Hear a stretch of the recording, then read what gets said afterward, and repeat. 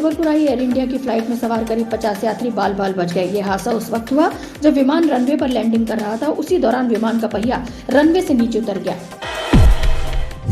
जिले में स्वच्छता सर्वेक्षण अभियान के प्रति लोगों को जागरूक करने के लिए कलेक्टर के निर्देश पर शासकीय स्कूल के छात्रों ने जागरूकता रैली निकाली। रैली में शामिल छात्रों ने बैनर पोस्टरों के माध्यम से आमजनों को स्वच्छता अभियान के प्रति जागरूक किया। प्रदेश शासन के दिशा निर्देशों के तहत नगर निगम मुख्यालय सहित सभी जोन कार्यालयों में लोक अदालत का आयोजन हुआ। लोक अदालत के माध्यम से करदाताओं को जलकर और संपत्ति कर की राशि जमा करने पर अधिभार में छूट का लाभ दिया गया। पक्षकारों को त्वरित न्याय प्रदान करने के उद्देश्य को लेकर शनिवार को मध्य प्रदेश उच्च न्यायालय, जिला अदालत सहित तहसील न्यायालयों में नेशनल लोक अदालत आयोजित की गई। पनागर थाना क्षेत्र के अभिमन्यु चौक पर देर रात बदमाशों ने एक युवक की बेरहमी से हत्या कर दी। बदमाशों ने युवक पर बेसबॉल के डंडों और चाकू से हमला किया। घमापुर थाना पुलिस ने बमकांड के मामले में फरार इनामी बदमाश को गिरफ्तार किया है। आरोपी से पुलिस ने चाइनीज चाकू भी बरामद किया है। बदलमहल अंडरब्रिज रोड आमनपुर के पास चोरों ने एक ही घर को 2 बार निशाना बनाते हुए चोरी की वारदात को अंजाम दिया। मस्ताना चौक के पास एक लॉज में बाहरी व्यक्तियों के ठहरे होने की सूचना पर रांची पुलिस ने लॉज में छापा मारा। नमस्कार, बीटीवी न्यूज में आपका स्वागत है। इस बुलेटिन में हम आपको दिखाएंगे जबलपुर शहर से जुड़ी तमाम खबरें। तो चलिए खबरों की शुरुआत करते हैं और सबसे पहले देखते हैं हेडलाइंस। दिल्ली से जबलपुर आई एयर इंडिया की फ्लाइट का पहिया लैंडिंग के दौरान फिसला, बाल बाल बचे विमान सवार यात्री। आपसी समझौते के आधार पर पक्षकारों को मिला त्वरित व सहज न्याय। प्रदेश में हुआ नेशनल लोक अदालत का आयोजन और पनागर में हुए कत्ल के सीसीटीवी वीडियो भी पुलिस के सामने आए। पुलिस ने की आरोपियों की पहचान। युवक की हत्या करने वाले आरोपी की तलाश हुई तेज। जिले में स्वच्छता सर्वेक्षण अभियान के प्रति लोगों को जागरूक करने के लिए कलेक्टर के निर्देश पर शासकीय स्कूलों के छात्रों ने जागरूकता रैली निकाली। रैली में शामिल छात्रों ने बैनर पोस्टरों के माध्यम से आमजनों को स्वच्छता अभियान में शामिल होने के लिए जागरूक करने का प्रयास किया। स्वच्छता में जिले को अव्वल बनाने के लिए लोगों को जागरूक करने का प्रयास किया जा रहा है। Collector doctor Ilaiya Raja T के दिशा निर्देशों के तहत शासकीय स्कूलों के छात्र और शिक्षक इस अभियान में जुटे रहे। इसी कड़ी में स्कूल छात्रों ने स्वच्छता अभियान को लेकर रैली निकाली। छात्रों ने बैनर और पोस्टरों के माध्यम से लोगों को स्वच्छता का संदेश दिया। शिक्षकों के मार्गदर्शन और कलेक्टर के दिशा निर्देशों के तहत बड़ी संख्या में छात्र रैली में शामिल हुए। कलेक्टर महोदय का ये इच्छा है कि हम इसमें और ज़्यादा लोगों को जागरूक करें ताकि स्वच्छता में हमारी रैंकिंग जो है बहुत अच्छी आ सके। और इस संदर्भ में ही बच्चों को पहले स्कूल स्तर पे जागरूक किया गया, उन्हें बताया गया है कि कैसे जो कचरा है उसको पृथक पृथक करके देना है। और इन बच्चों के द्वारा अपने घरों में और आज रैली के द्वारा जो आसपास के क्षेत्र हैं वहाँ हमने रैली करके लोगों को जागरूक। प्रदेश शासन के दिशा निर्देशों के तहत नगर निगम मुख्यालय सहित सभी जोन कार्यालयों में लोक अदालत का आयोजन हुआ। लोक अदालत के माध्यम से करदाताओं को जलकर और संपत्ति कर की राशि जमा करने पर अधिभार में छूट का लाभ दिया गया। प्रदेश शासन के दिशा निर्देशों के तहत नगर निगम मुख्यालय और सभी जोन कार्यालयों में लोक अदालत का आयोजन हुआ। लोक अदालत के माध्यम से करदाताओं को अधिभार में छूट का लाभ देते हुए संपत्ति और जलकर की राशि जमा करने की सुविधा प्रदान की गई। लोक अदालत के माध्यम से चेक बाउंस के प्रकरणों का निराकरण भी किया गया। नगर निगम राजस्व विभाग के उपायुक्त PN सनखेरे ने बताया कि लोक अदालत के माध्यम से करदाताओं द्वारा कर के रूप में 1 करोड़ रुपए से ज्यादा की रकम जमा की गई है। राजस्व की यह राशि और भी बढ़ने के अनुमान है। लोक अदालत का आयोजन किया गया है जिसमें सुबह 9 बजे से ही हमारे सभी राजस्व विभाग के लोगों ने कार्य प्रारंभ कर दिया है और सभी जगह के काउंटर भी खोल दिए गए हैं, जिसमें अभी सुबह से 1000 लोगों के द्वारा संपत्ति कर, जल शुल्क और अन्य राशि 1 करोड़ रुपए से ऊपर जमा कर दी गई है। और हमारे यहाँ जो चेक बाउंस के प्रकरण हैं उनका निराकरण भी किया जाता है। इसमें जिनका 50,000 तक का टोटल टैक्स है प्लस अधिभार है उनको 100% छूट मिलती है। और 50,000 से 1 लाख के बीच में जिनके ऊपर अधिभार और टैक्स बकाया है उनको 50% छूट मिलती है। और जिनका 1 लाख से ऊपर बकाया है उनको 25% अधिभार में रिबेट दिया जाता है। और टोटल हमारे को 122 करोड़ हमारे पास बकायेदारों के पास बैलेंस है, जिनमें 24 करोड़ अधिभार की राशि लगी हुई है। जितने लोग जमा करेंगे उसी तरह से अधिभार में छूट मिलेगी। नगर निगम राजस्व विभाग के उपायुक्त PN सनखेरे के मुताबिक करदाताओं से 122 करोड़ रुपए बकाया कर की राशि जमा कराई जानी है, जिसके तहत करदाताओं को अधिभार में छूट का लाभ लोक अदालत के माध्यम से दिया जा रहा है। पक्षकारों को त्वरित न्याय प्रदान करने के उद्देश्य को लेकर शनिवार को मध्य प्रदेश उच्च न्यायालय, जिला उच्च न्यायालय सहित तहसील न्यायालयों में नेशनल लोक अदालत आयोजित की गई। नेशनल लोक अदालत के माध्यम से मोटर दुर्घटना दावा, विद्युत, पारिवारिक चेक बाउंस सहित अन्य मामलों का समझौते के आधार पर निराकरण किया गया। नेशनल लोक अदालत में प्रकरणों के निराकरण के लिए 72 खंडपीठों का गठन भी किया गया।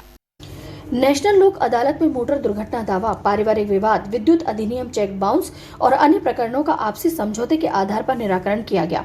लोक अदालत के लिए 72 खंडपीठों का गठन किया गया, जिसमें 8,000 लंबित और करीब 21,000 प्री लिटिगेशन के प्रकरणों को निराकरण के लिए शामिल किया गया। नेशनल लोक अदालत का पक्षकारों ने फायदा उठाया और त्वरित व सहज न्याय प्राप्त कर पक्षकार संतुष्ट नजर आए। ऐसे करीब हमारे यहाँ 8,000 से ज़्यादा मामले रेफ़र किए गए हैं सभी न्यायालयों से। यहाँ जो फैमिली कोर्ट हैं, कुटुंब न्यायालय में भी हमें उम्मीद है कि आज ज़्यादा से ज़्यादा समझौते होंगे। और जो लोक अदालत के बहुत सारे फ़ायदे हैं। सबसे बड़ा फ़ायदा लोक अदालत का है कि दोनों पक्षों की सहमति से मामले का निराकरण होता है, जिससे दोनों पक्षों की जीत होती है और कोई भी पक्ष नहीं हारता है। जो पुरानी रंजिश चली आ रही होती है परिवारों में, पड़ोसियों में, वो सब समाप्त हो जाती है। दूसरी बात यह है कि जब लोक अदालत में किसी केस का निराकरण होगा तो उसकी अपील या रिवीजन नहीं होती। इसका मतलब केस जो है वो उसका अंतिम निराकरण यहाँ हो जाता है। समय की बचत तो होती ही है। विद्युत चोरी के मामलों में जो ब्याज 100% उसमें छूट मिलती है और इसके अलावा जो राशि है उसमें भी 20% लिटिगेशन मतलब पेंडिंग केसेस में और प्री लिटिगेशन केसेस में 30%।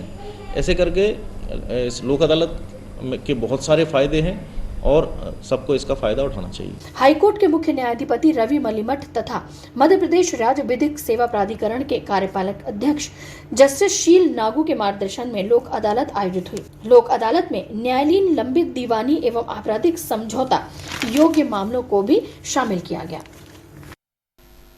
घमापुर थाना पुलिस ने बमकांड के मामले में फरार इनामी बदमाश को गिरफ्तार किया है। आरोपी से पुलिस ने चाइनीज चाकू भी बरामद किया है। पुलिस ने आरोपी के विरुद्ध आर्म्स एक्ट की कार्यवाही भी की है। घमापुर थाना क्षेत्र शीतलामाई में बमकांड की घटना को अंजाम देकर फरार हुए बेलबाग ललित कॉलोनी निवासी अभिनव यादव को पुलिस ने छोटे पाटबाबा क्षेत्र से गिरफ्तार किया। अभिनव की तलाशी लेने पर उसके कब्जे से चाइनीज चाकू बरामद किया गया। पुलिस ने उसके विरुद्ध आर्म्स एक्ट का मामला दर्ज किया है। अभिनव और उसके दो साथियों ने जनवरी माह में शीतलामाई निवासी आभा पटेल के घर बमबाजी की थी। घटना के बाद पुलिस ने आरोपियों की पहचान कर 2 आरोपियों को गिरफ्तार कर लिया था, लेकिन अभिनव फरार था। इसकी गिरफ्तारी पर इनाम भी घोषित किया गया था। थाना घमापुर क्षेत्र में दिनांक 22/1/22 को आभा पटेल शीतलामाई ने रिपोर्ट की थी कि उसके घर में रात्रि में 3 अज्ञात आरोपी ने बम पटक कर दहशत फैलाई है और गुंडागर्दी कर रहे थे कि सूचना पर थाना घमापुर में अपराध क्रमांक 58/22 धारा 3(5) विस्फोटकता अधिनियम 294/534 से पंजीबद्ध किया गया था। विवेचना के दौरान 2 आरोपी बाबुल और उसके साथी अंशुल कोड़ी को गिरफ्तार किया गया था तथा तीसरा आरोपी अभिनव यादव जो कि थाना बेलबाग क्षेत्र का निवासी है, जिसके विरुद्ध पूर्व से काफ़ी आपराधिक प्रकरण पंजीबद्ध है। कल दिनांक 11/3/22 को छोटे पाटबाबा क्षेत्र में अवैध चाकू के साथ गिरफ्तार किया गया है। चाकू काफ़ी बड़ी मात्रा में आरोपी के प्रकरण में भी गिरफ्तारी की गई है, जिसे न्यायालय पेश किया जा रहा है। मदन महल अंडरब्रिज रोड आमनपुर के पास चोरों ने एक ही घर को 2 बार निशाना बनाते हुए चोरी की वारदात को अंजाम दिया। चोरी की इस घटना से घर मालिक और आसपास के लोग दहशत में हैं। घर मालिक ने मदन महल थाने में घटना की रिपोर्ट दर्ज कराई है। मदन महल थाना क्षेत्र अंडरब्रिज रोड आमनपुर में MBA के सेवानिवृत्त कर्मचारी पुरुषोत्तम प्रजापति के सूने मकान में चोरों ने धावा बोला और चोरी की वारदात को अंजाम दिया। खास बात यह है कि चोरी की यह वारदात एक ही दिन में 2 बार हुई, जिससे घर मालिक और आसपास रहने वाले लोगों में दहशत व्याप्त है। घर मालिक पुरुषोत्तम प्रजापति ने बताया कि उनके घर में एक ही दिन में 2 बार चोरी की घटना हुई और चोरों ने घर में रखी मोटर, टूल फिट और पुराने लोहे के सामान पर हाथ साफ कर दिया। 40 से 50 हजार के बीच की चोरी हुई थी। ये रात में 1 से 4 के बीच की घटना है। ये दोनों दिन यही पोजीशन रही है। अपने मेन गेट से कूद करके बाजू में जो गैलरी दी हुई है उसके दरवाजा नीचे से तोड़ा है और दरवाजा तोड़ के ये लोग अंदर आए। घर मालिक और उसके परिजनों ने मदन महल थाने में घटना की लिखित शिकायत दी है। पुलिस ने क्षेत्र में लगे सीसीटीवी कैमरों की मदद से चोरों की पतासाजी का प्रयास शुरू कर दिया है। मस्ताना चौक के पास एक लॉज में बाहरी व्यक्तियों के ठहरे होने की सूचना पर रांची पुलिस ने लॉज में छापा मारा। इस दौरान लॉज में 3 लोग ठहरे मिले। लॉज संचालक द्वारा इन लोगों के ठहरने संबंधी कोई भी जानकारी पुलिस को नहीं दी गई, लिहाजा पुलिस ने लॉज के मैनेजर और संचालक के विरुद्ध धारा 188 के तहत प्रकरण पंजीबद्ध किया है। रांची पुलिस ने बताया कि मस्ताना चौक पर स्थित बिस्मन लॉज में बाहरी लोगों के ठहरे होने की जानकारी पुलिस को मुखबिर ने दी थी। इस आधार पर होटल की जांच की गई, जहां उत्तर प्रदेश हमीरपुर के 3 लोग ठहरे हुए थे। इनके संबंध में लॉज मालिक बलजीत सिंह दुआ और मैनेजर द्वारा पुलिस को कोई जानकारी नहीं दी गई थी, लिहाजा लॉज के मैनेजर और मालिक बलजीत सिंह के विरुद्ध धारा 188 का प्रकरण दर्ज किया गया। मुखबिर द्वारा प्राप्त सूचना तथा थाना रांची क्षेत्रांतर्गत मुखबिर की सूचना प्राप्त हुई कि ये जो एक लॉज है यहाँ पर रांची मस्ताना चौक के आगे विस्मन लॉज, इसमें जो है बाहर से कुछ व्यक्ति आकर के रुके हुए हैं। संदेह व्यक्त किया गया था, जो तत्परता दिखाते हुए पुलिस मौके पर पहुंची और उक्त लॉज पर वहाँ पर रुके हुए लोगों के बारे में पूछताछ की। जो उत्तर प्रदेश के सुमेरपुर हमीरपुर के रहने वाले हैं, जिन्हें रूम अलॉट किया गया था, वहाँ पर जो मैनेजर था प्रभु राम सिंह, उससे पूछा गया, जिसने बताया कि उनके मालिक ने उन्हें उक्त तीनों व्यक्तियों को लॉज देने के लिए कहा था। लॉज मैनेजर व लॉज मालिक के द्वारा माननीय कलेक्टर महोदय के द्वारा जो 144 दंड प्रक्रिया संहिता के तहत आदेश जारी किया गया था, उसका उल्लंघन करना पाए जाने पर प्रथम दृष्टया 188 34 IPC की कार्रवाई की। खबरें अभी और भी हैं, आप देखते रहिए BTV न्यूज़। नमस्कार।